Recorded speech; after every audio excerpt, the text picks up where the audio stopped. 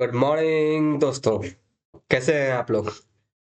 फिर से एक बार आप सभी का हार्दिक स्वागत है अपने मैक क्लासेस में। बहुत दिन बाद हम लोग मिल रहे हैं। उम्मीद है आप लोगों ने अच्छे से पहले के लेक्चरों को रिवीजन किया होगा, अच्छे से समझा होगा। जो जो होमवर्क दिया गया था आप लोगों को कुछ कुछ स्टूडेंटों ने उन्हें भेजा है, तो बहुत बहुत अच्छा बात है कि आप लोगों ने भेजा वो आंसर को। और जो लोग नहीं भेज पाए तो उम्मीद है उन लोगों ने अपने पास बना के रखा होगा होमवर्क सारा, और सारे चीजों को आप अच्छे से ढंग से रिवीजन भी कर रहे होंगे। तो जैसे कि आप देख पा रहे होंगे, आज हम लोग शुरू कर रहे हैं एक नया चैप्टर, एक नया सब्जेक्ट, हिस्ट्री। हिस्ट्री में भी एक सबसे इंटरेस्टिंग टॉपिक, सबसे ज्यादा नंबर लाने वाला टॉपिक, सबसे अच्छा, सबसे बढ़िया टॉपिक जो है वो है भारत में राष्ट्रवाद। कक्षा 10 चैप्टर नंबर 4 हिस्ट्री में है आपका भारत में राष्ट्रवाद। हम लोग अब जो पढ़ने वाले हैं, इससे पहले हम लोगों ने कक्षा 10 का ही चैप्टर नंबर शायद 4 ही था, हमारे वित्तीय संस्थाएं, वो हम लोग ने खत्म कर चुके थे।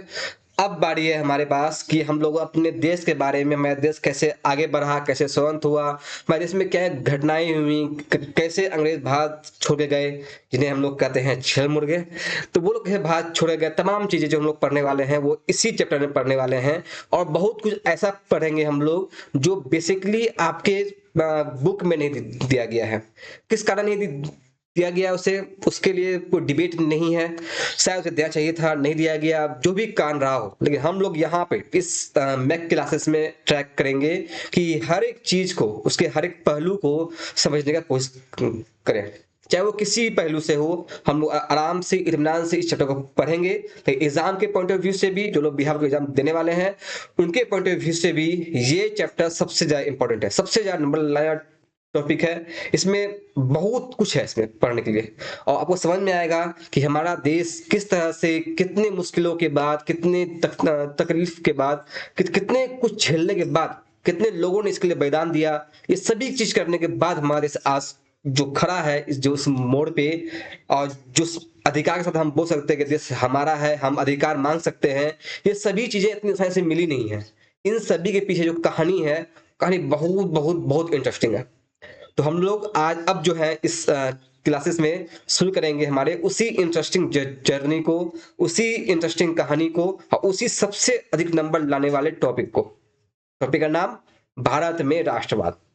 तो चलिए, बिना समय व्यर्थ किए हुए हम लोग शुरू करते हैं अपने हिस्ट्री चैप्टर नंबर 4, भारत में राष्ट्रवाद। देखिए, सबसे पहले आप ये ध्यान रखेंगे, इस चैप्टर में बहुत से टॉपिक ऐसे आएंगे जो आपके बुक में नहीं दिया गया है। इसका मतलब ये नहीं है कि वो आपके लिए इंपॉर्टेंट नहीं होते हैं।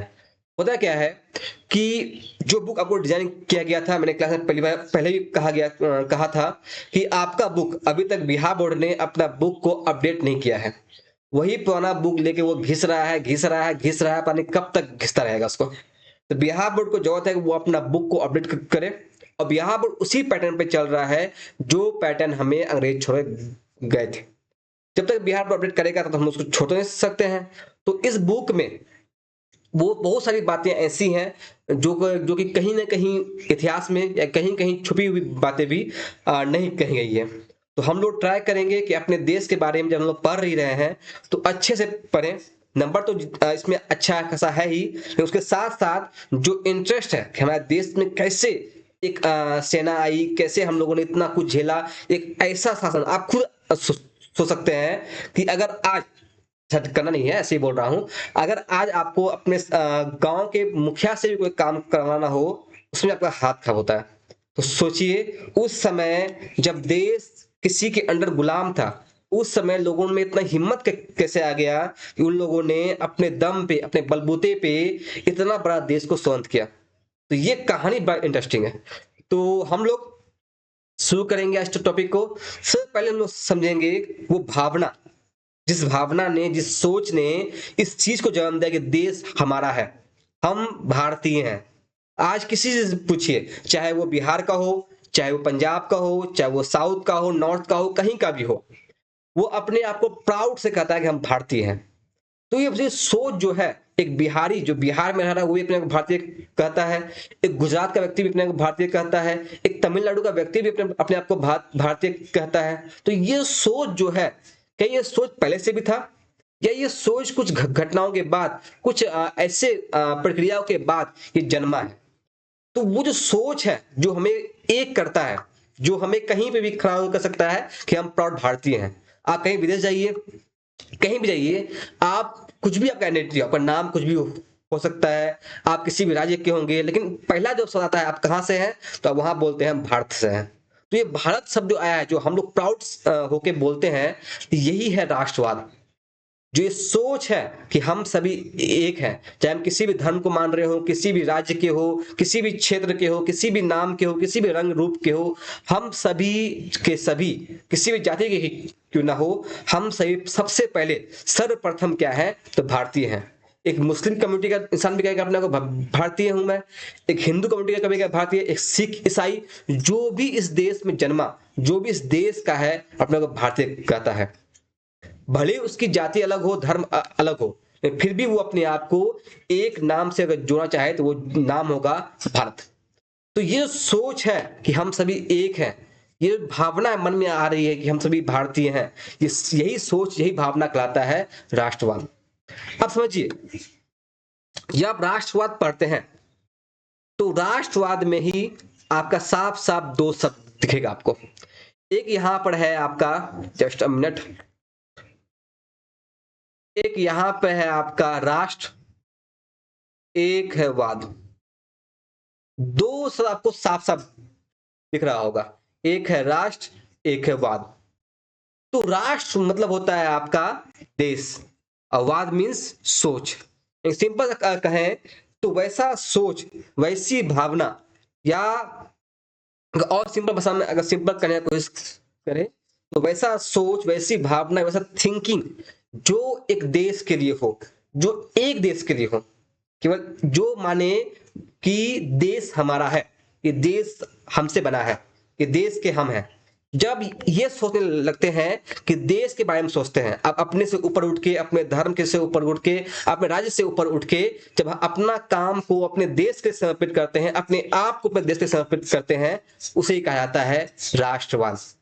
चाहे कुछ भी हो, हमारा एक राजनीति, मतलब ये जो देश है, ये भारत नक्शा है, अगर भारत नक्शा चाहे तो ये एरिया जो हम देख रहे हैं, ये था तो भारत ही, लेकिन कुछ मूर्ख लोगों की वजह से ये देश टूट गया, हमसे अलग हो गया है। लेकिन एक समय आएगा जब विदेशी हमारे पास आएगा। फिलहाल अलग है।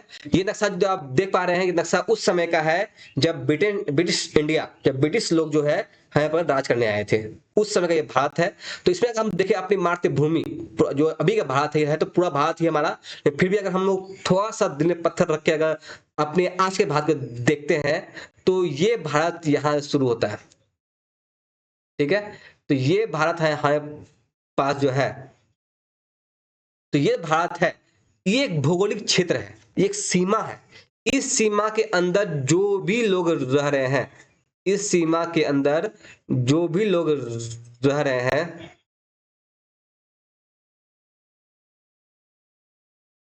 देखिए इस सीमा के अंदर जो भी लोग रह रहे हैं वो सभी ये मानते हैं कि हम भारतीय हैं।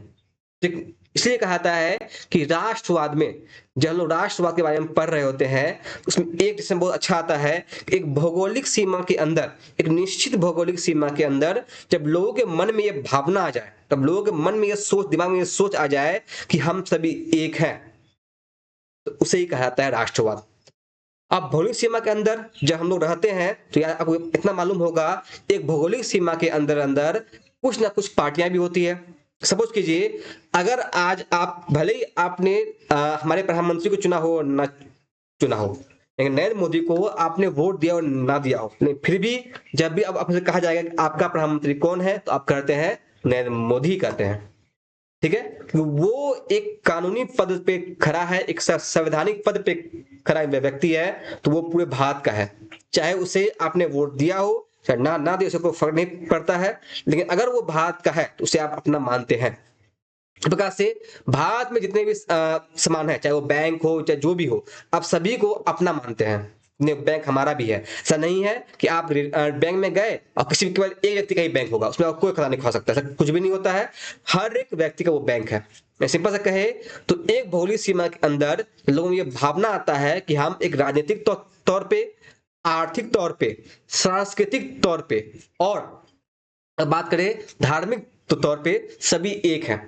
देखिए यहाँ पे एक मिस्टेक हो गया, राजनीतिक तौर पे, सांस्कृतिक तौर पे, आर्थिक तौर पे और नैतिक तौर पे अगर हम एक अपने आप को मानते हैं तो यही कहता है हमारा राष्ट्रवाद। ठीक है, इसके दो शर्त हो गए कि एक भौगोलिक सीमा के अंदर अंदर भाग इतनी सीमा है, उस सीमा के अंदर जब आप अपने आप को एक मानते हैं, एक साथ मानते हैं, चाहे वो राजनीतिक तौर पे हो, चाहे वो आर्थिक तौर पे हो, चाहे वो भौगोलिक तौर पे हो, चाहे वो सांस्कृतिक तौर पे हो, किसी भी समय में, तो वो क्या कहता है राष्ट्रवाद। अब एक सवाल का मन आया सर, राजनीतिक समझ में आया कि चाहे देश की जो भी पार्टियां बनेगी उस पार्टी को हम अपना मानेंगे। आर्थिक समझ में आता है कि देश का जो भी आर्थिक संसाधन है वो सभी हम सभी का है, चाहे वो रेलवे हो, चाहे वो बैंक हो, चाहे वो आपका बस हो, सभी हम सभी का है। लेकिन सर संस्कृति मतलब क्या? देखिए समझिए, हमारे देश में जितने भी व्यक्ति हैं, ठीक है, हम थोड़ा कंपेयर करते हैं अपने देश के संस्कृति को और अमेरिका की संस्कृति को। अमेरिका में क्या है कि जब बच्चे बड़े होते हैं, जब वो बच्चे 18 साल के होते हैं तो वो पेरेंट्स से अलग हो जाते हैं, वो अपने पेरेंट्स से अलग रहेंगे, वो अपने बच्चा जो है वो अलग रहेगा। लेकिन भारत में क्या ऐसा है? बिल्कुल नहीं। भारत में बच्चे माँ बाप के बूढ़े होने तक उनके साथ रहते हैं। यही है भारत संस्कृति। और ये किसी भी एक धर्म में नहीं है, चाहे वो हिंदू हो, चाहे वो मुस्लिम हो, सिख हो, ईसाई हो, कोई भी धर्म का व्यक्ति हो, वो इस संस्कृति को मानता है कि हम अपने माँ बाप का जितने उम्र तक है उतने तक सेवा करेंगे। तो ये जो है, ये जो भावना, ये सोच है, यही हमारी भारतीय संस्कृति है। आज भी चाहे किसी भी धर्म जाइए आप सभी धर्म में देखेंगे एक चीज कॉमन मिलेगा कि बड़ों का सम्मान किया जाता है। तो सम्मान आप कर रहे हैं बड़ों का, वो एक धर्म में निहित नहीं है, वो भारत में है। आज जाइए अमेरिका में, अमेरिका में उतना कोई सम्मान नहीं बड़ों का। आप बड़े हैं, अपने जगह पर रहिए, हम अपने जगह पर रहेंगे। वहाँ इंडिपेंडेंस सोच माना था ऐसे, इंडिपेंडेंस सोच नहीं, ये मूर्ख सोच हो जाए। तो भारत में इस चीज को अपनाया गया है कि सब धर्म में कि बड़े हो तो उन्हें सम्मान दिया जाएगा, छोटे हो उन्हें भी सम्मान दिया जाता है। हमारे यहाँ पर चाहे कोई व्यक्ति बाहर से क्यों ना जाए, अगर मेहमान के तौर पे आया है उन्हें सम्मान रखा जाता है। तो ये अब देख रहे हैं, ये किसी भी एक धर्म में नहीं है, ये पूरे पूरे भारत में है। आप नॉर्थ से लेकर साउथ तक कहीं भी जाइए, चाहे आप कश्मीर में जाइए, चाहे कन्याकुमारी में जाइए, वो दिखेगा साफ साफ कि हमारे देश में ये चीज कॉमन है। तो ये दिखाता है कि हम जो है वो सांस्कृतिक तौर पे भी एक है। तो यही वो कहता है आपका राष्ट्रवाद। तो अगर हम राष्ट्रवाद का डिफिनेशन देखना चाहे तो ये रहा, राष्ट्रवाद एक ऐसी सोच है। पहले बात आपको कि राष्ट्रवाद क्या है, एक सोच है, एक भावना है, जिसमें एक निश्चित भौगोलिक सीमा के अंदर, एक निश्चित भौगोलिक सीमा के अंदर रहने वाले व्यक्ति के मध्य राजनीतिक, आर्थिक, सामाजिक, सांस्कृतिक एकता का भाव उत्पन्न होता है। क्या कहते हैं हम लोग? राष्ट्रवाद। तो ये है हमारा राष्ट्रवाद का डिफिनेशन। लेकिन जो मेन बात है वो यहाँ पे क्या है कि वैसा सोच, जिस भी एक चीज रखिए ट्रिक, जो बच्चे से पढ़े हो पता ही होगा, जिस भी शब्द के अंत में वाद आता है उसका मतलब होता है सोच। राष्ट्रवाद, पूंजीवाद, समाजवाद, जिस भी शब्द के अंदर में लास्ट अंत में वाद आएगा, वाद शब्द ऐड होगा, उसका मतलब होता है वो सोच। अगर राष्ट्र पहले है तो राष्ट्रवाद, राष्ट्र का सोच, समाज पहले है, समाजवाद, समाज का सोच, पूंजी पहले है, पूंजीवाद, पूंजी के बारे में सोच। तो जिस भी शब्द के अंत में वाद शब्द है, समझिएगा वो एक सोच है। ठीक है, एक बात बताइए, एक कुछ चीज समझना है, क्या समझिएगा। देखिए, हमने कहा कि राष्ट्रवाद एक सोच है, समझिएगा।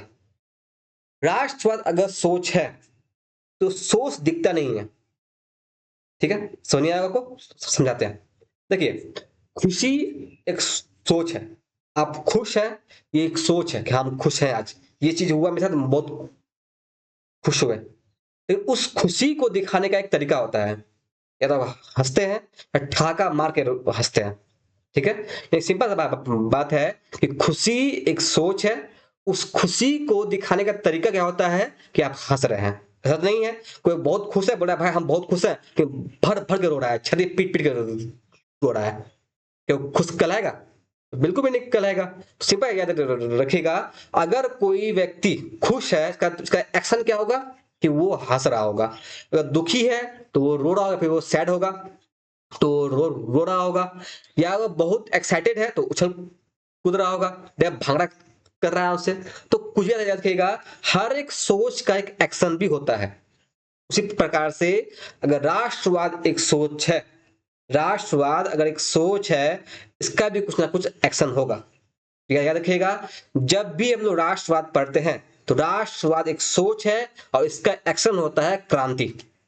अब याद कीजिए कि जो लोग पढ़े होंगे, चाहे वो यूरोप में क्रांति हो, फ्रांस की क्रांति हो, इटली की क्रांति हो, चाहे आपकी अभी भी जो आप पढ़े होंगे आपका हिंद चीन में क्रांति, ये सभी आप जब देख रहे होंगे, इन समय में क्रांति ही हुई है।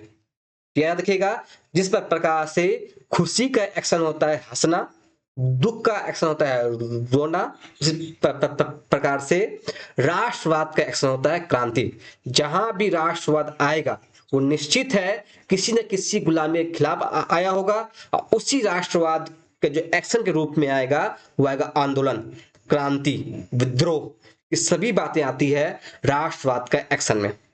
याद रखिएगा, इसे कभी कहा जाता है कि राष्ट्रवाद की परिणति में राष्ट्रवाद का एक्शन क्या है, तो राष्ट्रवाद का एक्शन क्या है? क्रांति, आंदोलन, विद्रोह। ठीक है, तो ये था आपका राष्ट्रवाद। उम्मीद है आपको बहुत ही आसान शब्दों में समझ में आया होगा राष्ट्रवाद क्या है। जब आप अपने राष्ट्र के बारे में सोचते हैं, अपने राष्ट्र के भलाई के बारे में सोचते हैं, तो ये कहता है राष्ट्रवाद। अब जब तक मेरा राष्ट्र में हमारा शासन हो, मेरा शासन ना हो, हम सबका शासन हो, उसे कहा जाता है हम लोग राष्ट्रवाद। तो उम्मीद है आपको राष्ट्रवाद समझ में आया होगा। अब सवाल, भारत में राष्ट्रवाद, मेन टॉपिक तो यही है। राष्ट्रवाद हमें समझ में आ गया, राष्ट्रवाद है क्या, राष्ट्रवाद कैसे क्या होता है इसमें। लेकिन मेन जो सवाल वो ये है कि राष्ट्रवाद भारत में आया क्यों? क्या पहले भारत में राष्ट्रवाद नहीं था? क्या बाद में भारत राष्ट्रवाद आया? और आया तो आया सही, किसके खिलाफ आया या किसके समर्थन में आया? ये तमाम बातें हम लोग समझेंगे इसी चैप्टर में। संविधान से, भारत में कभी भी पहले राष्ट्रवाद नहीं था। अंग्रेज जब भारत आए थे तो भारत अलग अलग टुकड़ों में बटा हुआ था। बिहार में अलग शासक कर रहे थे, दिल्ली में अलग शासक थे, गुजरात मेवाड़ में अलग शासक थे, राजस्थान में अलग शासक थे, साउथ में अलग शासक थे। में सभी जो भारत है वो टोटल 365 देखिएगा, 365 अलग अलग रजवाड़ों में बटा हुआ था। रजवाड़े मतलब जहां पे राजा का शासन हो। भारत में मुगलों के बाद, एक मुगल पढ़ेंगे आप लोग कभी आगे पढ़िएगा इंटर वगैरह में, मुगलों के बाद भारत में अलग अलग बहुत सारे शासक हो गए। तो मतलब भारत जो आज हम देख रहे हैं भौगोलिक सीमा, वो 365 से भी ज्यादा अलग अलग रजवाड़ों में बटा हुआ था। यानी कि एक भारत में इतने सारे देश हुआ करते थे, कोई एक नहीं था। राजपूत अलग थे, मराठा अलग राज कर रहे थे, मुस्लिम दिल्ली में राज कर रहे थे, अफगान बिहार में राज कर रहे थे। मैं कुल मिला कहे सभी अपने अपने क्षेत्र में राज कर रहे थे। कोई भी नहीं था उस समय जो देश के लिए राज कर रहा था। ठीक है, तो अब सवाल आया, जब अंग्रेज भारत आ गए, अंग्रेजों ने बहुत सारा कांड किया, बहुत सारा युद्ध करा, प्लासी का युद्ध, बक्सर का युद्ध, इन सभी के बाद अंग्रेज फाइनली जो है भारत में आ गए। याद रखिएगा, भारत में अंग्रेज नहीं आए थे, भारत में एक अंग्रेजी कंपनी आई थी। जिस प्रकार से हमारे पास टाटा है, बिरला है, बाटा है, जो भी हो, वो सभी एक कंपनियां हैं। सपोज कीजिए टाटा अगर आज जाए ब्रिटेन, वहां पर राज करने लगे, ठीक है, तो वहां पे राज किसी यहाँ के भारत का नहीं है, वहां पर राज एक कंपनी का है। इस प्रकार से भारत में एक कंपनी आई थी, नाम था ब्रिटिश ईस्ट इंडिया कंपनी। ये कंपनी जब भारत में आई 1600 के करीब करीब में, और इस कंपनी ने आते ही भारत में जो है अपना धीरे धीरे करके अपना शासन स्थापित किया। तो जो हम लोग पढ़ने वाले हैं पहले कि राष्ट्रवाद आया कहां से, तो ये समझिए कि उस समय जब ये राष्ट्रवाद शुरू हो रहा था, उस समय भारत में कौन था, तो एक ईस्ट इंडिया कंपनी था। वो एक कंपनी था, एक व्यापारिक कंपनी था जो भारत में राज कर रहा था। आप सिंपल आप जानते होंगे, अगर आप भी कोई कंपनी खोलेंगे, आपका उद्देश्य क्या होगा? अधिक से अधिक फायदा कमाना।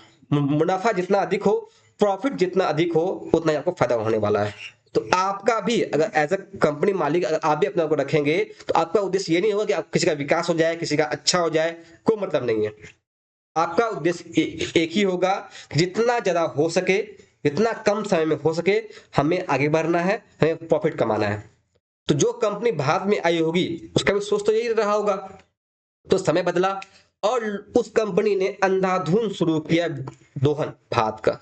जो मनसो लगा रहे हैं, किसानों पर मनमाना कर लगा रहे हैं, ये उगाओ वो उगाओ, हमें कोई मतलब नहीं तुम्हारी फसल से, तुम डूब जाओ मर जाओ, हमें कोई मतलब नहीं है, हमें टैक्स दो, तुम्हें तुम्हारा फसल डूब गई फिर भी टैक्स दो। तमाम तरह की मजदूरों को दिन रात काम कराए जा रहे हैं, वेतन के नाम पे कुछ भी नहीं, खाली काम पे काम करो, बंधुआ मजदूरी कराए जा रहे हैं। व्यापारियों को व्यापार करने नहीं दिया जा रहा है। जो भारतीय व्यापारी बाहर व्यापार कर रहे हैं, एक्सेस टैक्स लगाया जा रहा है। मैं कुल मिला कहे ऐसा माहौल बना दिया गया भारत में, भारत पास और कोई ऑप्शन था भी नहीं। तो ये आप समझ रहे हैं, ये सभी एक कारण बनते हैं एक महान क्रांति के। एक सबसे महान, सबसे पहला विद्रोह से भारत को सिखाया, या इसमें कहे एक ऐसा प्रैक्टिस विद्रोह से भारत ये सिखाया, अगर हम एक नहीं हुए तो शायद कभी भी हम अपने देश को, अपने मातृ वतन को आगे नहीं बढ़ा पाएंगे। तो ये सोच जो जागा, ये राष्ट्रवाद जो जागा, वो एक क्रांति का देन था। उस क्रांति से पहले कोई भी एक इस पूरे देश के लिए नहीं लड़ रहा था, लड़ रहा सभी को।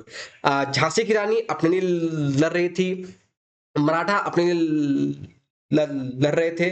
मैं कुल मिला कहे सभी लोग अपने अपने लिए ही लड़ रहे थे, कोई भी इस देश के लिए नहीं लड़ रहा था। सवाल आता है कि ऐसा क्या हो गया उस समय कि सभी लोग एक होने के लिए मजबूर हो गए, एक होने के लिए राजी हो गए। वो कहानी है हमारे पास 1857 की क्रांति, द रिवॉल्ट ऑफ 1857। जो आप देख रहे हैं 1857 की क्रांति, ये सिर्फ एक क्रांति नहीं थी, ये एक संदेश था अंग्रेजों को भी और पूरे भारतीयों को कि हमें एक होना पड़ेगा। अगर हम अपने अपने राज्यों के लिए, अपने अपने क्षेत्रों के लिए, अपने अपने जमीन के लिए लड़ते रहेंगे, तो शायद ये जमीन एक दिन छिन जाएगी और कभी हम अपने अपने देश को अपने अपने अनुसार नहीं चला पाएंगे। तो ये जो क्रांति आप पढ़ने वाले हैं 1857 क्रांति, ये सबसे इनिशियल, सबसे शुरुआती क्रांति है जो भारत को जगाया। एक कहते हैं ना कि जब पूरा देश नींद में था, उस नींद में कुछ जैसे जगाने का काम किया था इस क्रांति ने। इस कारण सिखाया लोगों को कि हम भारतीय हैं, हम सच में एक भारतीय व्यक्ति हैं, हम कोई मराठा नहीं है, हम केवल मुगल नहीं है, हम केवल अफगान नहीं है, हम भारत के हैं। ये जो सीमा इतना दिख रहा है भूगोल में, ये मैप जो दिखता है, ये मैप हमारा देश है, ये कोई जमीन का टुकड़ा नहीं है। ये संदेश आप देख पा रहे हैं, ये संदेश पहुंचाया पूरे भारत में, वो है 1857 की क्रांति। बहुत इंटरेस्टिंग कैसे हम ये क्रांति शुरू हुआ, कारण क्या था, ये तमाम बातें हम लोग पढ़ेंगे, वो पढ़ेंगे हम लोग अगले क्लास में। तो ये क्रांति को आधा छोड़ना एक क्लास में उतना अच्छा माना जाएगा नहीं। ठीक है, तो उम्मीद है कि आप लोग कितने एक्साइटेड हैं इस क्रांति को लेकर, इस चैप्टर को लेकर के कमेंट में बताइएगा। तब तक के लिए अपना ख्याल रखें। राष्ट्रवाद क्या है उसे पढ़ा जा चुका है, उसे समझे अच्छे से, क्योंकि उसी आधार पे हम लोग अपनी वो नींव है हमारी, इसके बाद जो लोग पढ़ने वाले हैं वो हमारे उसी नींव पे खड़ा होगा, एक महल होगा। ठीक है, तब तक के लिए अपना ख्याल रखें, बहुत अच्छे से पढ़ाई करें। एग्जाम बहुत बहुत बहुत बहुत करीब है। मैं ट्राई करूंगा कि आपके इस नवंबर के एंड में, दिसंबर के एंड में आपका ये जो सारे जो टॉपिक्स है बचे हुए वो खत्म कर दूं। तब तक के लिए बहुत बहुत धन्यवाद। आप लोग बहुत अच्छा प्यार दे रहे हैं इस क्लासेस को, देते रहिए, सीखते रहिए। मिलते हैं हम लोग अगले क्लास में, तब तक के लिए नमस्कार।